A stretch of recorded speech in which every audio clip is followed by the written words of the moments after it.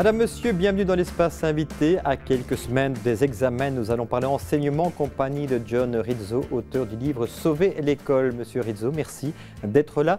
Vous êtes Bonjour. instituteur, mais vous avez un parcours un petit peu atypique. Alors, en quelques mots, comment est-ce qu'on pourrait le résumer? Vous étiez informaticien, mais avec toujours ce souci de formation, d'enseignement. Tout à fait, donc j'ai enseigné toute ma vie, d'abord à des adultes dans le cadre d'informatique de haut vol, si je puis dire en français, et qui m'a amené à revendre une start-up que j'avais créée. Alors là, j'ai eu l'occasion à 40 ans de me dire ce que j'ai fait avec les adultes, qui étaient vraiment très très innovants en termes pédagogiques, est-ce que ça marcherait avec des enfants?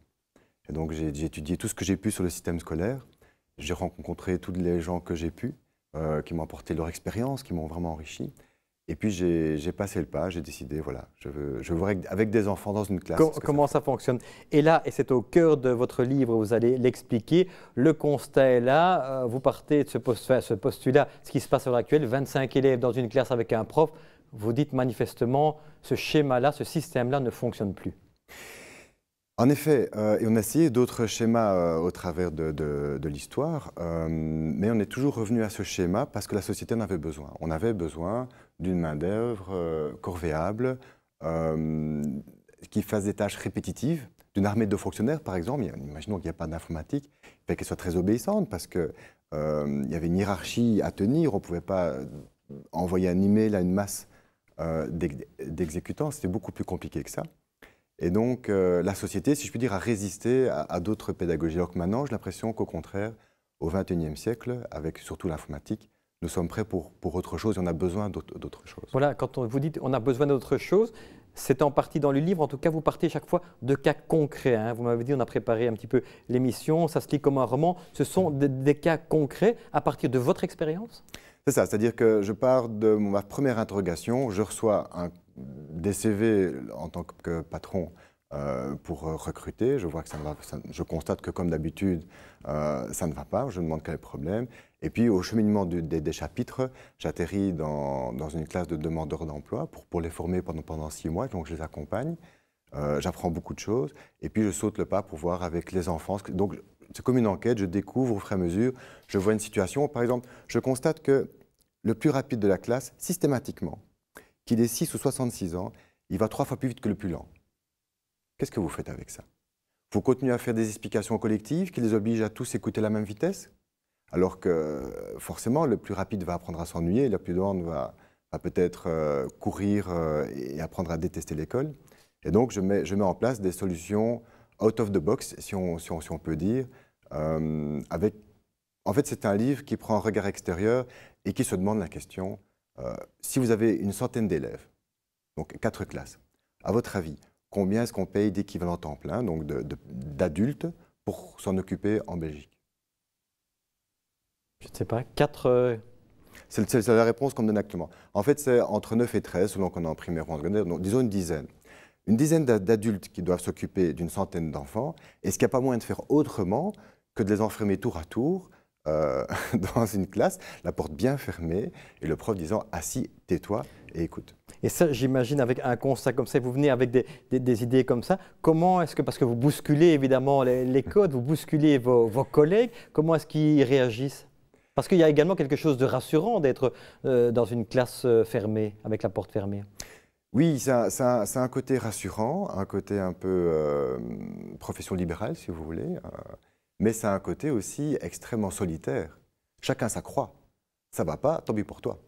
Et donc, quand on voit d'autres métiers où on apprend finalement en regardant le voisin, le collègue, hein, c'est en forgeant qu'on apprend à devenir forgeron, et je suis apprenti forgeron et je vois le forgeron à côté de moi tous les jours, toutes les heures, toutes les minutes. Ben, quand on est enseignant, on est vraiment tout seul, on voit éventuellement les autres à la salle des profs, à la récréation, voilà. pour discuter loisirs, mais vraiment travailler ensemble.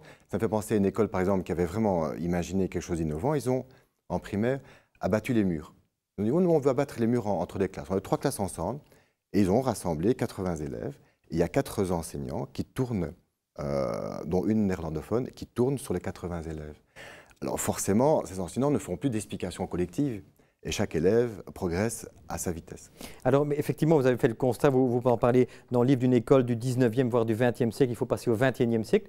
Pour vous, alors, quel est le modèle actuel, le modèle qui fonctionnerait?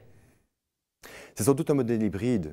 On voit par exemple, il y a de plus en plus de homeschooling. Avant, c'était réservé aux enfants qui dysfonctionnaient vraiment à l'école, qui se mettaient mettre à la porte et qui n'arrivaient pas à l'école à la maison, hein, pour que les gens comprennent bien. Tout à fait, oui. Maintenant, de plus en plus d'enfants de la classe moyenne, ils vont spontanément, et c'est un phénomène mondial.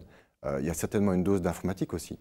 Et c'est pas tellement... Ce que j'avais donné à ma classe, j'avais dit, ben voilà, débrouillez-vous pour apprendre, prenez le chemin que vous voulez, moi je donne l'objectif. Et j'avais donné des vidéos sur YouTube assez bien faites qui expliquaient la matière, le point de matière que je voulais qu'ils voient.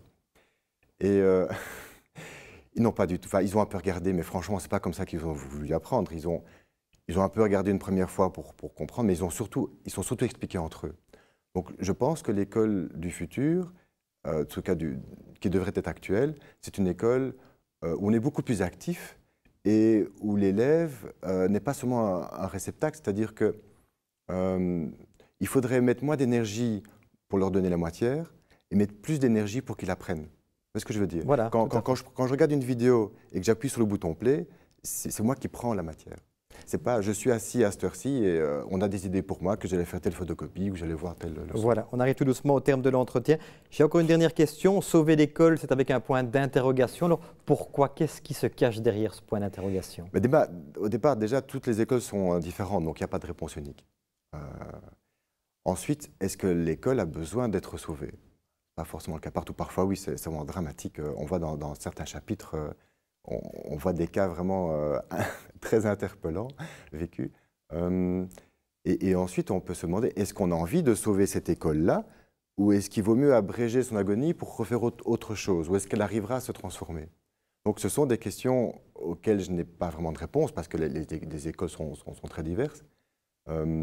Mais je pense que le but du livre, c'est d'essayer de donner un regard extérieur pour qu'on se pose des questions disruptives du style, pas du style, est-ce que je mets 25 ou 26 élèves par classe? Ça, c'est pas du tout remettre en question le modèle. Voilà, merci en tout cas, John Rizzo, d'être venu sur ce plateau. On rappelle, vous êtes l'auteur de Sauver l'école, point d'interrogation, aux éditions Caire. Merci de nous avoir suivis. Au revoir, à très bientôt. Merci à vous.